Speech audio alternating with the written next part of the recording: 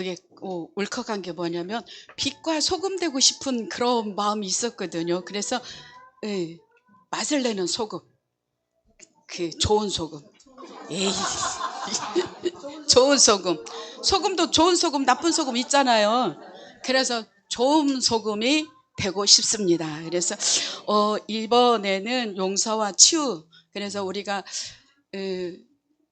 우리 모두가 용서받아야 되고 용서를 해서 치료도 받고 또한 이렇게 용서도 받고 용서도 하고 이번 기회에 우리 모두가 치유받고 용서할 수 있고 또 용서할 사람 있죠. 살다 보면 왜 용서하고 싶지 않은 사람들이 있잖아요. 그런데 하나님의 명령이니까 우리는 용서해야 됩니다. 그래서 13강 용서와 치유 우리 가보겠습니다. 시편 103편 3절 그가 내 모든 죄악을 사하시며 내 모든 병을 고치시며 이스라엘 자손들에게 질병이 찾아온 것은 그들이 율법에 순종하지 않았을 때였습니다. 그들의 불순종에 대한 용서는 그들의 질병이 치유되는 것을 의미했습니다. 이스라엘 자손들에게 고통이 찾아온 것은 그들이 잘못을 저질러 스스로 언약의 보호 밖으로 나갔을 때였습니다. 시편 107편 19절에서 20절 이에 저희가 그 근심 중에서 여호와께 부르짖음에 그 고통에서 구원하시되 저가 그 말씀을 보내어 저희를 고치사 위경에서 건지시는도다. 우리는 언약 아래 보호를 받고 있습니다. 그러나 언약의 보호 밖으로 스스로 나가는 것도 가능합니다. 내가 신령한 건강과 치유에 관련된 하나님의 말씀의 진리를 알게 된 이후에 신체적인 이상이 나를 찾아온 경우는 내가 그 보호 밖으로 나갔을 때뿐이었습니다. 단지 내가 마땅히 해야 할 일로 하나님께 순종하지 않았다는 의미입니다. 즉 언약의 보호 아래에서 빠져나와 스스로를 원수의 공격에 열어주게 된 것입니다. 그럴 경우에는 회개하고 제자리로 돌아와야만 했습니다. 그가 그렇게 한 순간 내 몸은 치유받았습니다. 하나님은 죄를 용서하십니다. 하나님은 질병을 치유하십니다. 하나님은 말씀을 보내셔서 우리를 치유하시고 하나님은 우리를 멸망에서 구출하십니다. 하나님은 우리의 죄를 용서하시고 말씀을 보내셔서 치유하시며 우리의 미래의 문을 여십니다. 그래서 최고의 미래지향적 태도는 용서입니다. 용서 없이 과거로부터 자유로운 미래를 얻을 수 있는 길은 없습니다. 아멘. 용서와 치유를 이 강의를 보면서 우리는 지금 보면은 저희 나이 정도 되면은 약을 하나씩 안 드시는 분들이 거의 없더라고요. 그런데 지나고 보면은 그 어른들 말씀에 병은 한 가지면 약은 100가지도 넘는다 이렇게 말하거든요. 그래서 용서와 치유를 구할 때 우리는 이제는 믿음의 사람들은 물론 이것도 저것도 다 가능해요. 그런데 치료제를 구하는 것이 아니라 치료자이신 하나님을 만나면 된다는 거. 그래서 용서와 치유는 하나님의 은혜 안에서 깊은 연관이 있습니다. 하나님을 만나고 하나님과의 관계가 회복이 될 때 우리는 용서할 수 있고 치유를 받을 수 있습니다. 그래서 용서는 하나님이 주시는 치유의 시작이라는 거. 그래서 반드시 용서는 해야 되고 치료는 또한 받아야 됩니다. 그래서 말씀은 우리를 회복시키기 위하여서 보내주신 하나님의 도구입니다. 맞죠? 그래서 하나님은 용서의 능력을 무엇으로 주실까요? 말씀으로 주시잖아요. 말씀을 가진 자가 말씀이 내 안에 있는 자가 용서할 수 있는 능력을 받은 자입니다. 그래서 하나님 관계가 이루어져야 말씀을 보내주셔서 그 말씀이 하나님임을 알고 그 말씀이 나에게 주어진 걸 알게 됩니다. 그래서 우리는 이 시간에도 이렇게 보면은 앞에 앉아 계신 귀하신 분들을 봤을 때 세상에서는 감당이 안 되는 분들만 다 모인 것 같아요. 세상에서는 감당이 안 돼요. 물불 안 가리잖아요.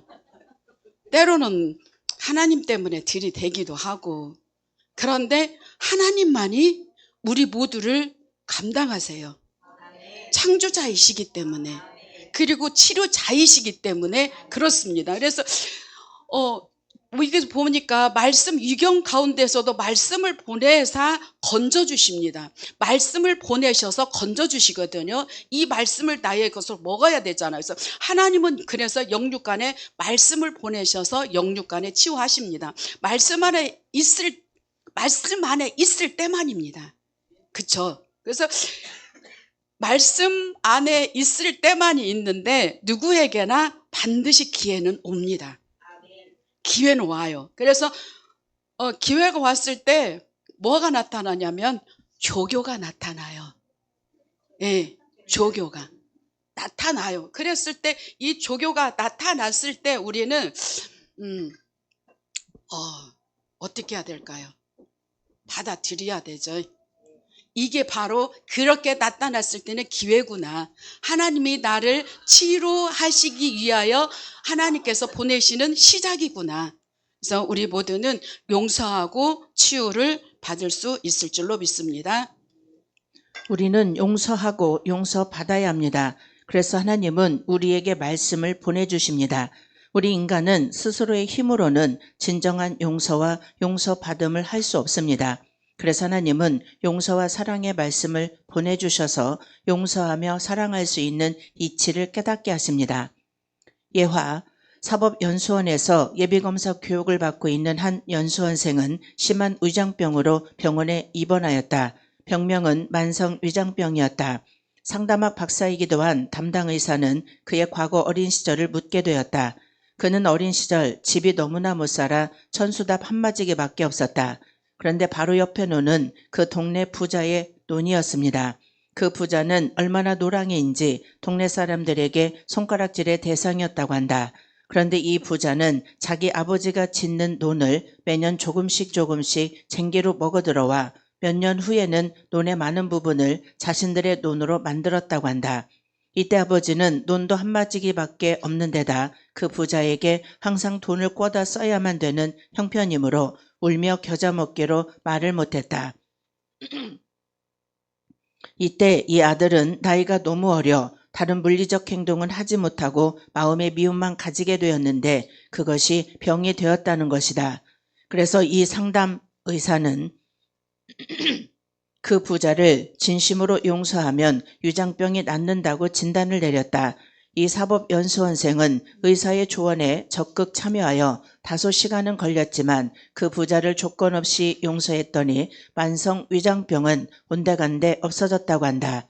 미움은 언뜻 생각하면 미움을 받는 자가 불행한 것 같지만 실상은 미워하는 자가 참으로 불행한 자입니다. 아멘. 용서가 안 되는 것은 왜일까요? 하나님과의 관계가 안 돼 있기 때문에 그렇습니다. 그래서 순종할 때 하나님의 뜻을 우리는 알 수가 있습니다. 그래서 미워하게 되면 말씀을 받아들일 수가 없습니다. 왜냐하면 하나님과의 관계가 안 되었기 때문에 그렇습니다. 말씀이 오면 용서가 될 뿐만 아니라 묶여있던 모든 것들이 풀어지고 열리게 됩니다.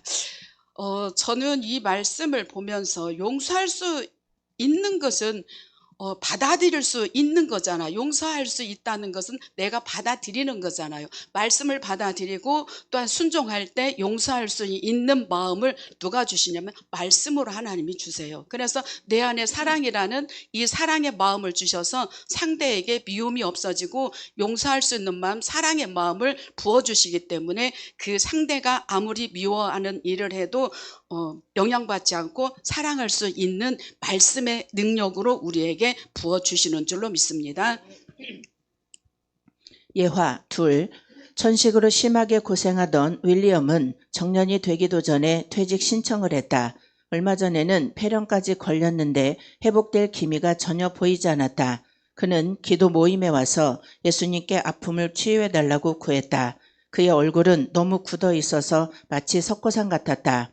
그는 어렸을 때 표현할 수 없을 정도로 심한 고통을 당했다.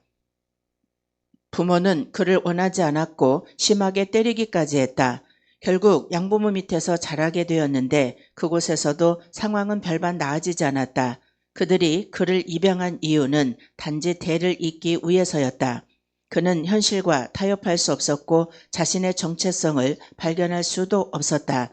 그의 어린 시절은 고통만 가득한 시간이었다. 그는 웃음을 잃었고 기쁨을 느끼지 못했다. 나는 예수님이 그의 이름을 아시고 그에게 개인적으로 말씀하시며 그를 자유롭게 해주기 원하신다는 것을 이야기했습니다. 그리고 그분이 그에게 많은 어려움을 주었던 사람들을 용서하기 원하신다는 것도 전했습니다. 그들을 용서하라고요? 그럴 수 없습니다. 그의 답변을 들은 나는 물었습니다. 낫기를 원하십니까? 결정적인 질문이었다. 그는 자기 자신과 싸웠다.